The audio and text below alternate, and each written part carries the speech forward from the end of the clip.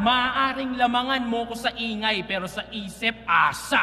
Lagyan mo man ng silencer, aking matitinding bara, mapipigilan mo lang yung tunog pero hindi yung bala.